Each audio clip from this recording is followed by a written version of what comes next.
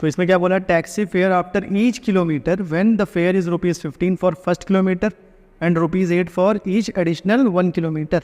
नहीं, पहले किलोमीटर के 15 रुपये देने हैं, फिर उसके बाद जैसे दूसरा किलोमीटर फिर ट्रैवल किया हमने तो कितने रुपए देने, 8 रुपये। तो 15 + 8 कितना हो गया, 23, 23 रुपीज़ देने हैं। फिर 3 किलोमीटर डिस्टेंस ट्रैवल की तो 23 दिया था 2 किलोमीटर तक, फिर 8 रुपीज़ ऐड करेंगे तो कितना हो जाएगा, 31 रुपीज़।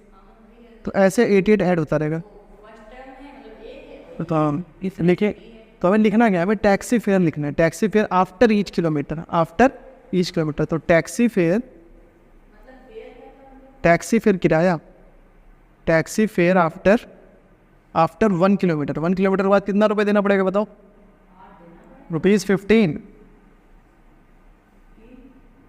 फर्स्ट किलोमीटर के लिए कितना फेयर देना है, तो 1 किलोमीटर जब डिस्टेंस ट्रैवल की तो कितने रुपए देने हैं, 15। फिर taxi fare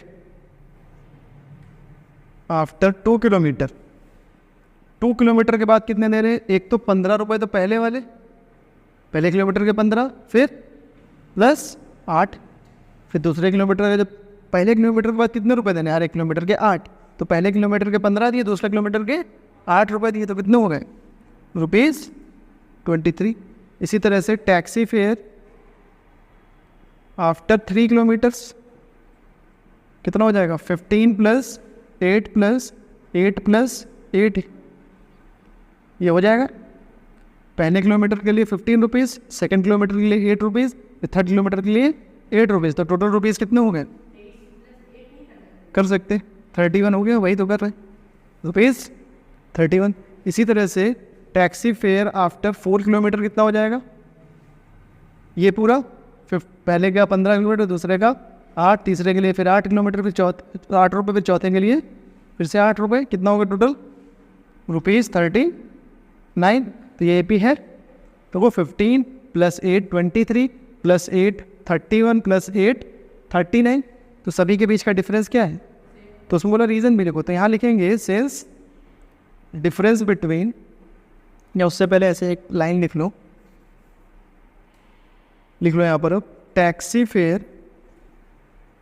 fair after each kilometre क्या हो गया है, 15 each kilometre in rupees, 15 kilometre in rupees में कितना, 15, 23, 31, 39 एंड सो ऑन। तो अब सभी टर्म्स के कॉन्जिक्यूटिव टर्म्स के बीच डिफरेंस सेम है, तो AP है। क्या लिख देंगे, सिंस डिफरेंस बिटवीन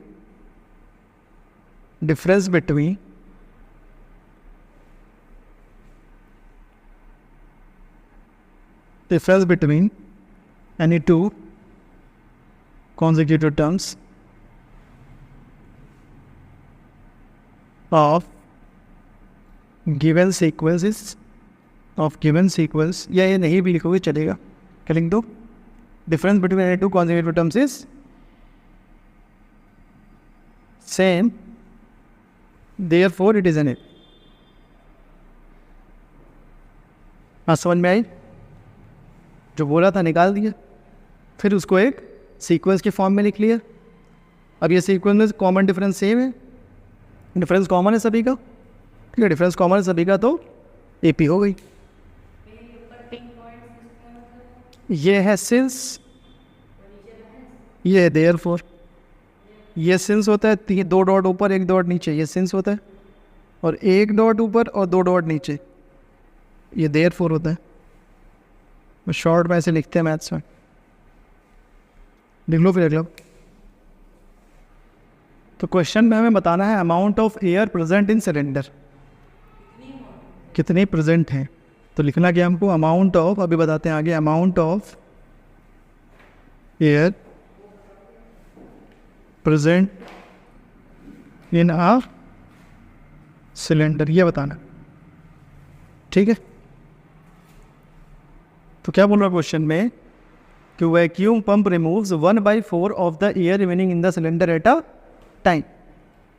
कि वैक्यूम पंप क्या कर रहा है, एक बार उसको, मतलब स्ट्रोक समझ लो, एक बार उसको जब प्रेस किया तो कितनी एयर निकाला बाहर, 1/4, जितनी थी उसका 1/4, जितनी भी थी उसका 1/4। मतलब अगर मान लो 40 लीटर्स एयर थी, उसका 1/4 कितना हो गया, 1/4 × 40, यानी 10 लीटर बाहर निकाल दिए, तो बचे कितनी 30, बचे कितनी 30, तो वो लिखना बची वाली, निकाली वाली नहीं, बची वाली लिखना है हमको, ठीक है।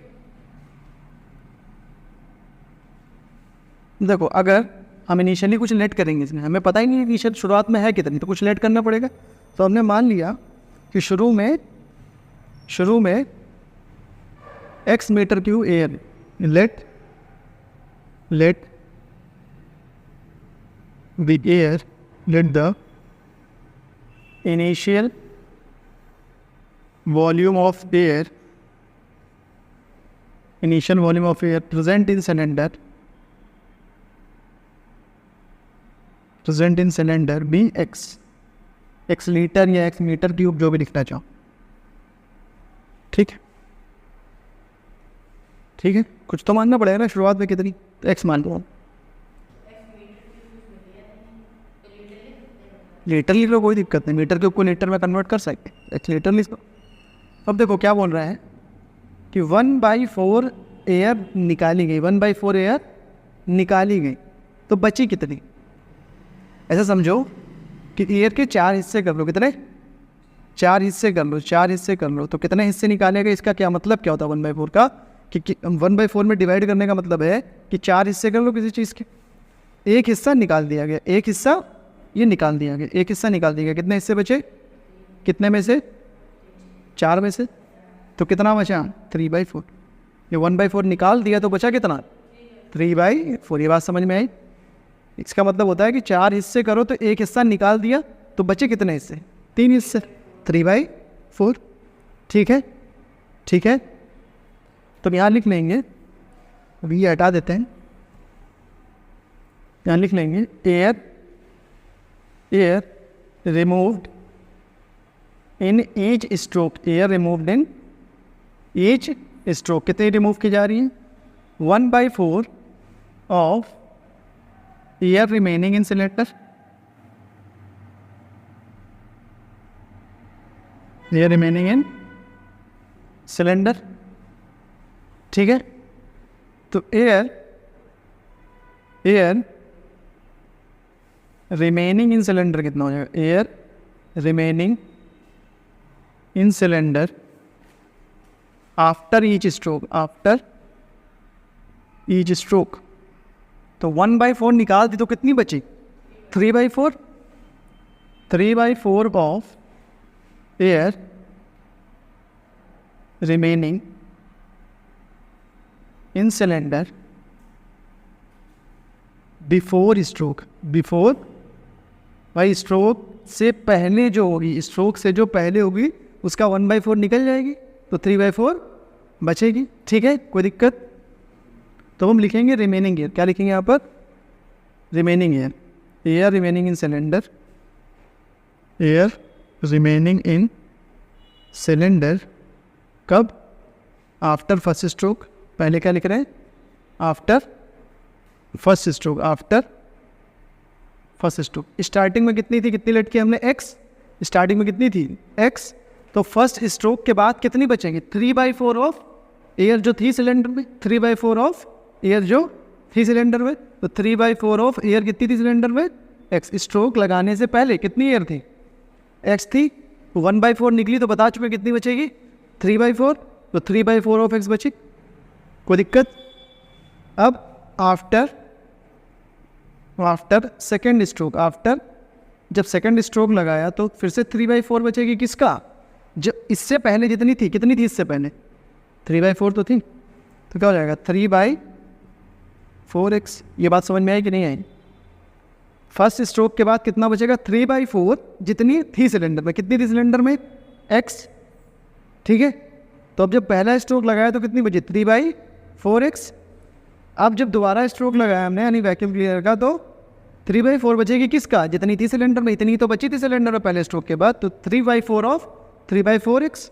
तो इसी को लिख सकते हैं हम 3/4 का स्क्वायर इंटू x, लिख सकते 3/4 इंटू 3/4 क्या हो जाएगा 3/4 का स्क्वायर।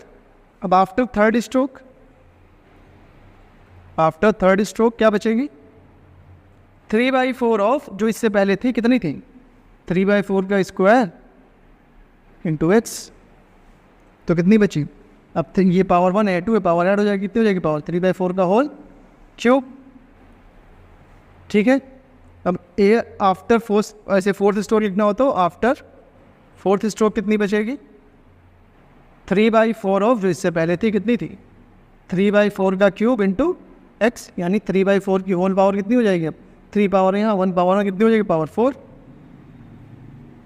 अब जब भी तुम्हें ऐसा दिख जाएगा कि ये नंबर सेम है, नंबर सेम है, पावर बढ़ रही है, पावर 1 थी यहाँ पर, पावर 2 हो गई, पावर 3 हो गई, पावर 4 हो गई, पावर बढ़ रही है, तो डिफरेंस कभी भी सेम नहीं आएगा। जैसे कि 2 ले लिया, 2 स्क्वायर ले लिया, 2 क्यूब ले लिया, 2 की पावर 4 ले लिया, तो अब डिफरेंस देखो, यहाँ 2 है, यहाँ 4 है, ये 2 है, ये 4 है, ये 8 है, डिफरेंस कितने का आएगा? 2। यहाँ डिफरेंस कितने का आएगा? 4। यहाँ डिफरेंस कितने का आएगा? 8। डिफरेंस बढ़ता जा रहा है, तो AP नहीं है। तो जब भी पावर मतलब बेस सेम होगा, वो पावर बढ़ती जाए, तो AP नहीं होगी, ये GP होती है। क्लास 11 में पढ़ोगे अगर मैथ्स लोगे तो ये AP नहीं है, AP नहीं है। ठीक है, तो it is not an AP। क्यों नहीं है not an AP? Because difference between consecutive terms is not same. And then my parents difference same नहीं है, इसलिए AP नहीं है। AP नहीं है तो मैं GP पूछा ही नहीं, AP नहीं है। ठीक है, देखो समझ में आया कि नहीं?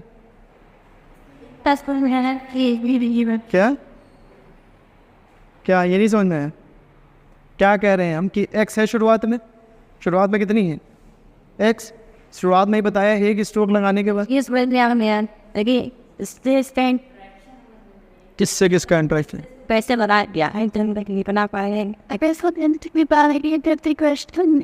हाँ, 5th स्ट्रोक आ जाएगा 3/4 की power 5 into x.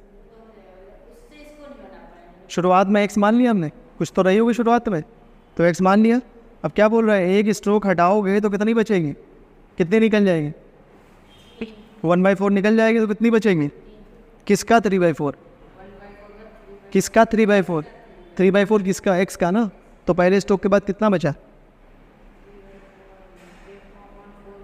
3/4 of x। अब जब दूसरा स्ट्रोक लगाया तो फिर से 3/4 बचेगा। किसका? 3/4 किसका? 3/4 किसका? हम कह रहे हैं तुम्हारे पास 40 रुपये हैं, तुमने 1/4 दे दिए, तुम्हारे पास कितने बचे? 10 रुपये दिए, बचे कहाँ 10 रुपये? 1/4 कितना आएगा 40 का?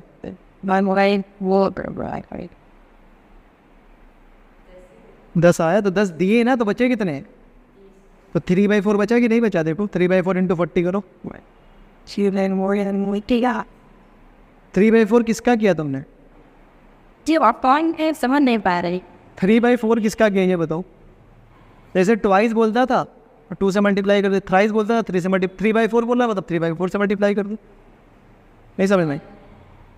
तो तुम 3/4 जो कर रहे हो या 1/4 जो कर रहे हो, किसका कर रहे हो? जो रुपये तुम्हारे पास है उसी का तो कर रहे हो। तो यहाँ पे कितना वॉल्यूम है? x। तो एक स्ट्रोक के बाद कितना बचेगा? किसका 3/4 बचेगा? जितना था उसका 3/4 ना। लैंग्वेज में देखो क्या लिखा है, amount of air present in cylinder when vacuum pump removes 1/4 of the air remaining in the cylinder. किसका 1/4 बताना पड़ेगा ना, किसका 1/4? Air remaining in cylinder, 1/4 of air remaining cylinder. जितना भी ये सिलेंडर के अंदर एयर है उसका 1/4 निकल जाता है, तो कितना बचता है? किसका 3/4? जितनी एयर है अंदर, तो कितनी एयर थी? x थी, तो 3/4 x बची। अब अगली बार जब स्ट्रोक लगाया तो 3/4 ही बचेगी, लेकिन किसका? x का की जो थी पहले, x का की जो बची सिलेंडर में, किसका? दूसरे स्ट्रोक में 3/4 किसका? जितनी सिलेंडर में एयर बची या जितनी शुरुआत में थी उसका? जितनी बची ना, तो कितनी बची थी? 3/4 x। तो उसी का तो 3/4 करोगे, फिर अगले स्ट्रोक में फिर 3/4 करोगे, कितना? जितनी बची थी पिछली बार। फिर अगले में 3/4 करोगे, किसका? जितनी बची थी। कोई दिक्कत? अब ये सब कहानी नहीं समझ में आएगी पेपर में तो सीधे ये लिट करना और सीधे ये लिख देना बस।